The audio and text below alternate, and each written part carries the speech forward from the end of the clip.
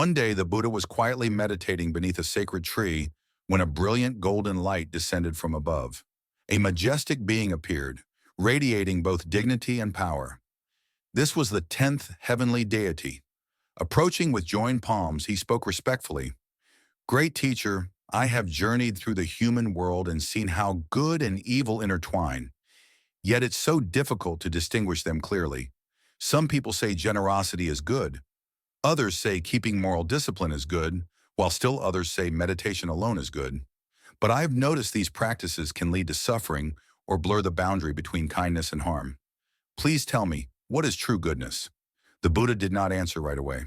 Instead, he looked gently at the 10th heavenly deity with eyes full of compassion and insight, then asked, in all your travels, have you truly understood the essence of goodness? The deity shook his head, sighing, I've witnessed so much that it's made me more confused than ever. There seem to be countless views on what's good, yet each one feels incomplete. Generosity can lead to attachment, moral discipline can become cold rigidity, and meditation may turn into self-centered detachment. I don't know how to reconcile these contradictions. How can I grasp the real meaning of goodness? Seeing the deity's confusion, the Buddha spoke in a calm voice. Your bewilderment has its reasons. Goodness isn't just about outward acts. It comes in many forms and sometimes is hard to recognize. Let me tell you some stories. Perhaps you'll find some answers. Long ago, there was a merchant named Goodheart, a kind person who often gave money to help those in need. One day he encountered a dying old man and spent all he had to save him. The old man said, your kindness is admirable, but it's not the highest level of goodness.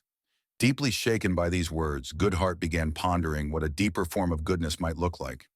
In his search, he visited an ascetic who taught that real goodness lay in upholding moral discipline. According to this teaching, people do harm because they can't control their desires and fail to follow ethical guidelines. If everyone maintained discipline, the world would naturally become good. Goodheart agreed and began strictly following every rule. Not long after, he rescued a fish that was about to be slaughtered, believing it to be a virtuous act. But someone then pointed out, that fish was destined to die. Now free, it might harm other living beings. Are you sure you did the right thing? Goodheart became conflicted. After all, both saving lives and following the rules are good. But what if they clash? The 10th heavenly deity nodded, recalling similar moments from his own observations. The Buddha continued, later Goodheart met a wise hermit who told him about a shepherd. Driven by compassion, this shepherd saved a lost lamb. But then, through a moment's carelessness, the lamb wandered off into the mountains again. He rescued the lamb but also put it back in harm's way. Would you say the shepherd was wrong? The deity thought for a while without reaching a conclusion. His motive was good, he admitted, but the outcome led to a different form of danger. How can we interpret that? The Buddha offered a gentle smile. That is the complexity of goodness. Sometimes good and bad aren't clearly separated, but woven together. Of course, the results matter, but the intention at that moment is even more important. He then shared another story from a distant kingdom. A renowned physician once had to help a woman struggling in childbirth. She had no choice but to save either the mother or the child. The physician chose to save the mother, and the infant did not survive. Some people accused her of being unmerciful. Others praised her for doing what was necessary. So was she truly doing good or not? By now, the 10th heavenly deity was listening intently, recognizing reflections of his own experiences. He spoke up. I'm starting to see that it's not always simple to draw the line between good and bad. But what is the ultimate meaning of goodness? With a warm expression, the Buddha replied, that's exactly what I want you to discover. True goodness is more than just external conduct or final outcomes. It needs wisdom to guide it and compassion to bring it to life. The shepherd's intent was compassionate. The physician acted out of kindness and discernment. Both did good, but their goodness took different forms. Goodness can be tangled and nuanced. You have to sense its deeper truth with your heart.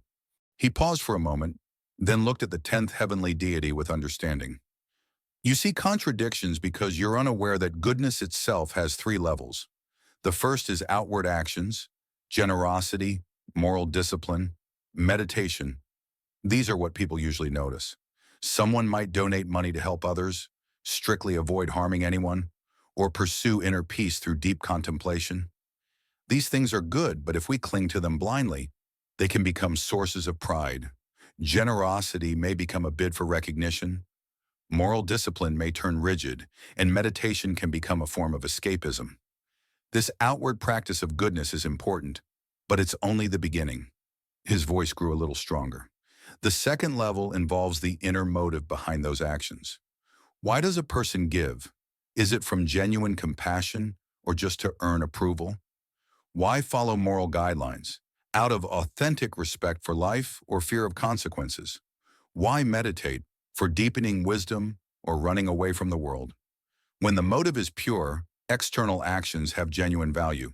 Goodness isn't only what you do, it's also why you do it. The 10th heavenly deity acknowledged this with a nod. Yes, I've witnessed acts of kindness that seemed insincere, but you mentioned a highest level. What is that? The Buddha's eyes reflected a serene depth. Yes, the highest level of goodness arises from one's true nature, beyond dividing things into good or bad. Imagine the moon shining on every landscape without discriminating, or the ocean accepting both clear and murky waters. Real goodness is like a mirror reflecting everything but clinging to nothing. Think of the lotus that blooms from muddy water without being tainted by it. Such goodness remains unwavering, no matter the situation or outcome. He paused. If a person reaches this state, expecting no reward, untroubled by the labels of right and wrong, then they have touched the third level of goodness. They don't perform good deeds to be known as kind. They simply embody compassion and insight.